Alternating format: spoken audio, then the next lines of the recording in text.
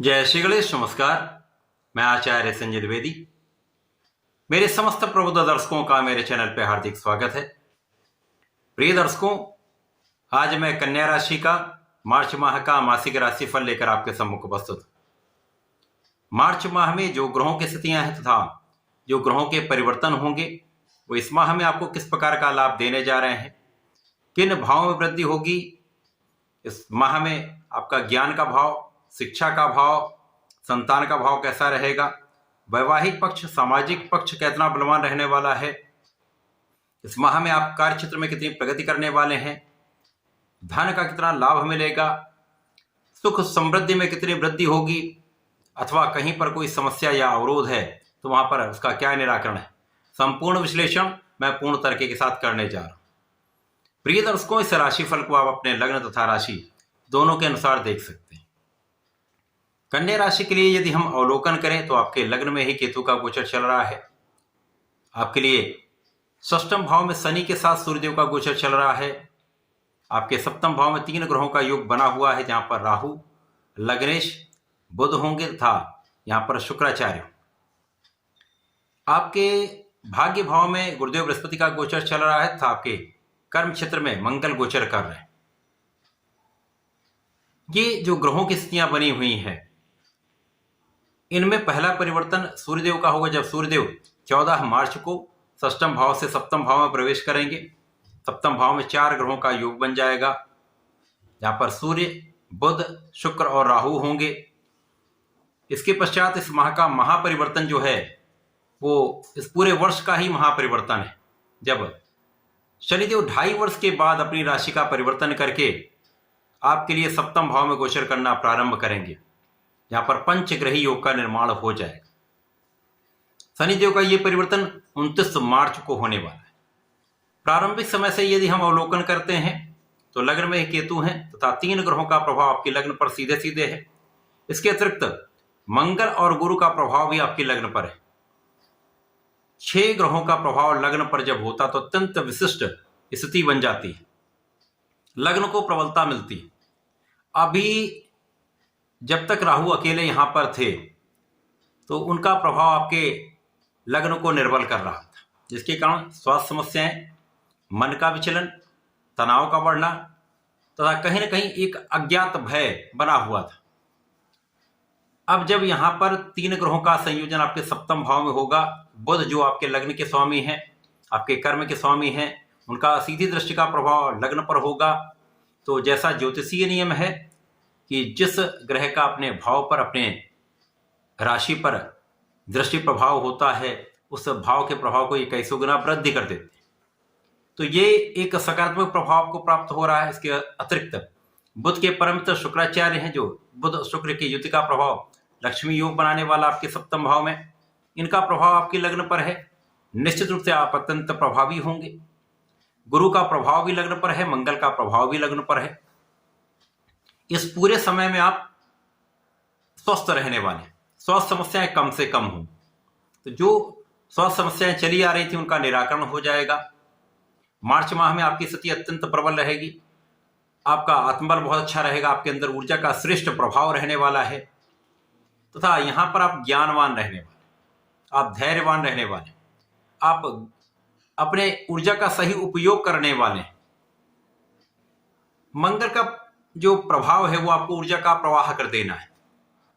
अब मंगल बुध की ही राशि में है तो यहां पर भी ये श्रेष्ठ प्रभाव दे रहे हैं, परंतु जब गुरु के साथ इनका योग बन जाता है तो कहीं ना कहीं गुरु और मंगल की दृष्टि का प्रभाव लग्न से एक विशेष योग बनाने वाला है, जिसके कारण आपको जो ऊर्जा प्राप्त होगी वो सकारात्मक होगी तथा आप अपनी ऊर्जा का सही दिशा में सही समय पर उपयोग कर पाएंगे।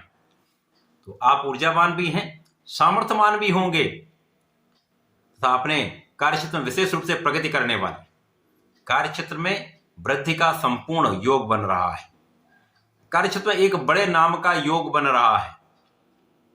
आपके कुल में आपके नाम का योग बन रहा है। जनता के बीच में आपके यश वृद्धि का योग बन रहा है। एक विशेष समय आ चुका है। अब यहां पर लग्न भी प्रबल होगी। अब इस समय में राहु का जो प्रभाव था वो निर्बल होगा, क्योंकि यहां पर शुक्र भी उच्च राशि में है, बुध नीच भंग राजयोग में है, शुक्र बुध परम मित्र हैं, राहु के साथ भी मित्रवत भाव में है, तो यहां पर आपका बुद्धि बल श्रेष्ठ रहेगा। राहु और बुध का जब संयोजन बनता है, यदि इस समय में आप विचार करके कोई कार्य करते हैं, जल्दीबाजी में कोई कार्य नहीं करते,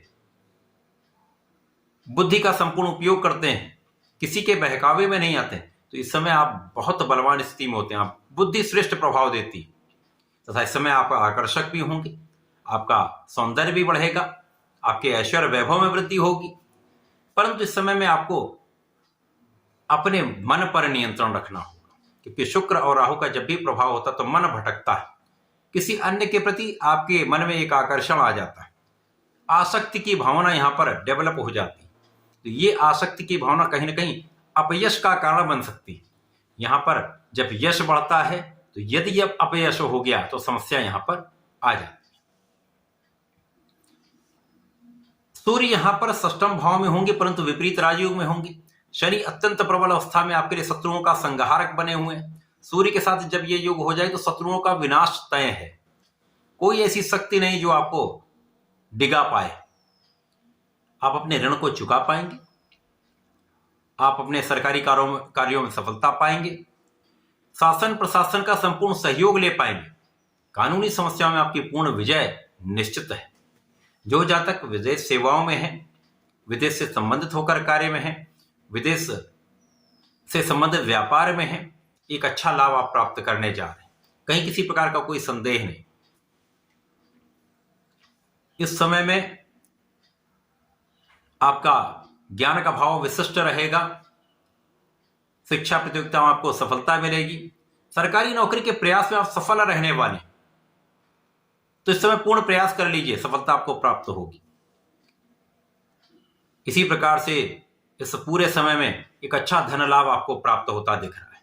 इस माह में ग्रहों की ऐसी स्थितियां बन रही जब धन का बड़ा लाभ आप प्राप्त करेंगे, जिससे आप अपने सुख साधन बढ़ा सकते हैं, भूमि भवन वाहन का क्रय कर सकते हैं, अथवा उनसे बड़ा लाभ आप ले सकते हैं।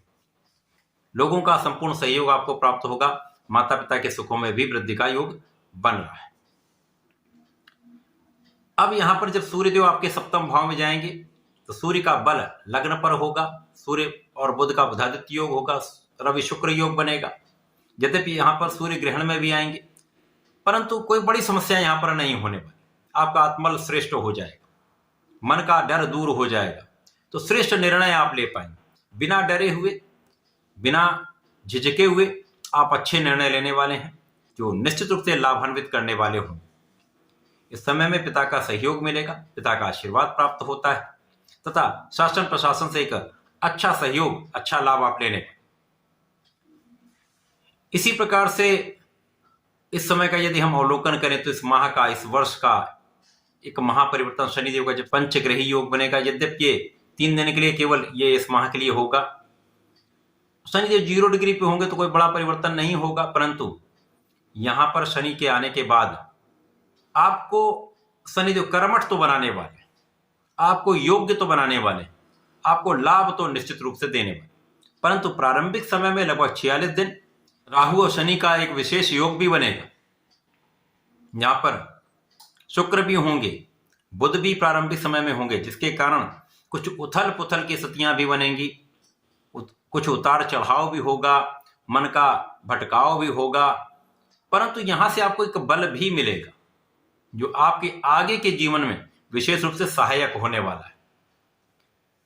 तो मार्च का माह कन्या राशि के जातकों के लिए अत्यंत विशेष है। यहां से आपके कष्ट कम होने प्रारंभ हो जाएंगे, लाभ की स्थितियां अत्यंत प्रबल होती जाएंगी, जो भविष्य में आपके लिए एक अच्छा मार्ग देने वाली। कन्या राशि के जातकों को सदा ही गणपति महाराज की आराधना करनी चाहिए, ओम गंग गणपताय नमः का जप करना चाहिए, संकटनाशन गणेश स्तोत्रम का पाठ करने विशेष लाभ मिलेगा, समस्त समस्याओं का निराकरण होगा, लाभ तो 100% मिलेगा। तो ऐसा करके इसका लाभ लें। धन्यवाद, नमस्कार।